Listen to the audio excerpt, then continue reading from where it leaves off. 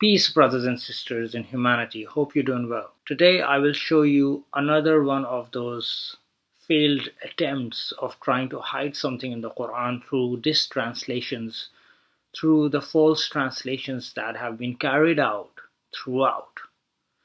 So we have on the screen Surah At Takwir, which is chapter number 81 and ayah number 15. Bismillahir Rahmanir Rahim. فَلَا أُقْسِمُ بِالْخُنَّسِ. So the translations say, so I swear by those, in the bracket, stars that recede. So I swear by the retreating stars. So verily I swear by the planets that recede. Now let's hold on for a second. There is no word for planet or stars in this ayah. It just says, so I swear by those that retreat or withdraw. Now this word Khunnas, they have written over here on Quran.com, by the retreating planets. How shameful is this? Because there's no planets mentioned here. It just says Khunasi. Now this root is used another time in chapter 114, Surah An-Nas, which we all are very familiar with. So it goes like Min sharril waswasil Khannas. We know who these Khannas are, right? The ones that give us whispers. So why are they calling these planets over here in 8115? Planets, stars, just doesn't make sense, because min sharril waswasil khannasi, from the evil of the whisperer who withdraws. Al Khannas, the one who withdraws, right? Now I tried to check this out, and strangely in this root there's not much information available. In this root, Kha, Noon, Sin, Khannasa, we have just one thing. Al-Khannas means epithet of the devil, literally he who withdraws when the name of Allah is mentioned, God is mentioned, okay? And also another one which I'm going to show you soon, a pug-nosed with a flattened nose. This is another one. This is linked to Islamic history. It's a historical thing, okay? Strangely, this root just has these two words. But when I checked out this Egyptian dictionary, now over here instead of sin they have a tha, khanatha. And I saw this strange one, hermaphrodite. Hermaphrodite is an organism having sex organs or other sexual characteristics that are not clearly male or female, either abnormally or as the natural condition. So this is somewhat pointing out towards transvestites, transgenders. Strange.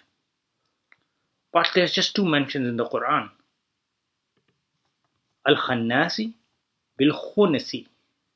It seems like the Arabic people have tried to hide this from the people. Because over here, there's no way that these are stars or planets. Why have they written stars over here? Well, I'll show you soon. In traditional history, like when I read the Pug-Nosed, traditional history, there is someone called Al-Khansa. Her name is a long one, Tumaddir bint Amr ibn al-Haris ibn al-Sharid al-Sulaima. Usually simply referred to as Al-Khansa, strange, which means snub-nosed, an Arabic epithet for a Giselle as metaphor for beauty. Was a 7th century tribeswoman living in the Arabian Peninsula. She was one of the most influential poets of the pre-Islamic and early Islamic periods. Some strange thing I found out about her is that the contemporary Arab poet Al-Nabigha said to her, "You are the finest poet of the jinn and the humans." Well, we know that the whispering ones, Al-Khannas, are of the jinn, mostly. I think so. They are from the jinn, yeah. And she is being called as one of the finest poet of the jinn and the humans. Strange. But let's get back to why the stars are being mentioned and the planets. Something that recedes, withdraws. So in the same root we find Khonsu, Khanun Sin, Khonsu, Egyptian deity of the moon.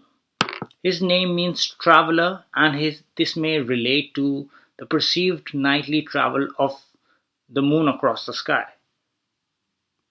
Okay? Now he was also referred to by the titles Embracer, Pathfinder, Defender, and Healer, and was thought to watch over those who travel at night. As the god of light in the night, Khonsu was invoked to protect against wild animals and aid with healing. It was said that when Khonsu caused the crescent moon to shine, women conceived, cattle became fertile, and all nostrils and every throat were filled with fresh air. Now, in the Islamic world, there is I don't know if there's a hadith about it or what, but there's a belief that when you see the first crescent fresh moon, right, you raise your hands up in the air and you make a dua straight away. Well, what is this? Who are you making a dua to? Are you making dua to Khonsu? Khannas? These guys? Why? Because the translators who have translated for this agenda that they are serving, right? They are mentioning stars and planets, although it's not mentioned here. So they're giving us a clue themselves that what is happening behind the veil and how they've tricked the masses into worshipping a moon god, something called Khonsu.